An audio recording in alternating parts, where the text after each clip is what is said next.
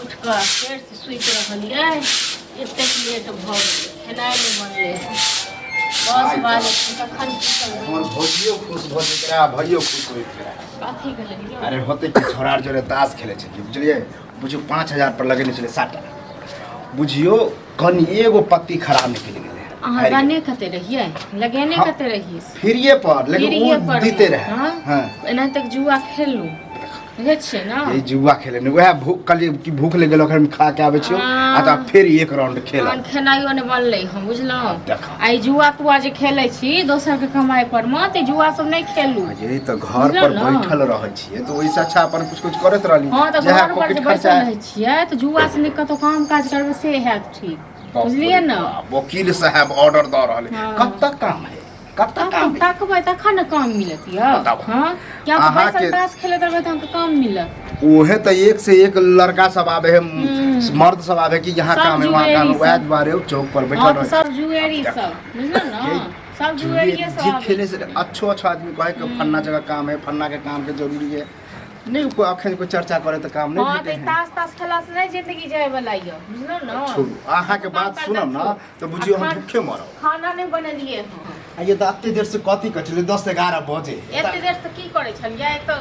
जगला को उठ गेलिए फिर सुइत रहलिए हां तो सुतो अभियो जी केला उठल छी त इहो बाहर सर केला करे छली जाके हां तो आही क देतिए हां आही क देतिए ना एक कति गांव से लेट की हो जाइए जब हरिया के जे लोग की करते केकरा घर में अखन खाना नहीं बने जे जाए सामान सब खरीदे हां तो लोग द दैय जहां एतेक सोचे छिए से कोनो काम काज छी तइगो में लोग की कहते काम करे ले कहै छी तइगो में कोनो बात में हां जहां तक हमरा बेइज्जतीए करे जहां तक बेइज्जती ये करे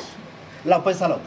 पैसा हमरा संग कत से आत अब बताब हम त हमरा लगे तो हमरे दुकान पर से जाओ भैया के दुकान पर से पैसा ल ले आ कहबे सब्जी नहीं छे आ सब्जी नहीं आ जाए अभी भोर के टाइम हम बात दाल चढ़ा अभी कहीं बिक्री बट्टा नहीं भेल तो पैसा निकाल के देते और आइए 10 11 बजे से अखन तक नहीं भेल यही दुकानदारी में होई है 4 5 बजे तक बुझियो उ सामान नहीं निकलेगा हां तो छोड़ दे तखन नहीं अनु जाय छी छुछे दाल भात बना दे लल खाए खाए जेकरा खाए बने खाए के नहीं त किया न कह दिली त अभी जे ई बात कहै छै त ई पहली क के रखती पहले क के रखतिए ना तो अहां से नहीं पूछलो ते दुआर नहीं केलिए बुझलो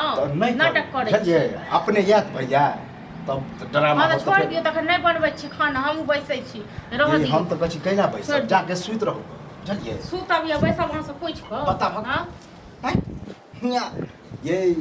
दूसरा के अगना घर में कहियो जेबे ना तब पता चलत कि कखन खाना बने है कखन नहीं बने अहां आइन देब कि नहीं आइन देब कि भाषण करब से कहू लारो पैसा हम भैया लग नहीं जाब सीधा बात ऊपर खौजा के दौड़ जहाँ घूमत रहै छै देखना सास के लेल मांगे छै अपना खर्चा लेल मांगे छै तखन के डर हो हां अखन के डर भर हां तो ओकर एगो अलग तरीका अभी जे जाके सीधे कहबे हो घर में नहीं कुछ है कहीं दुकान पर जब बुझल छै ओकरा घर में तरकारी नहीं छै किछु हां तो जब बुझल है तो वह क्या नहीं देला हैं तो छोड़ दियो जनो एते न ल क तखन बनेबे तखन खाइ जा हम तो कहै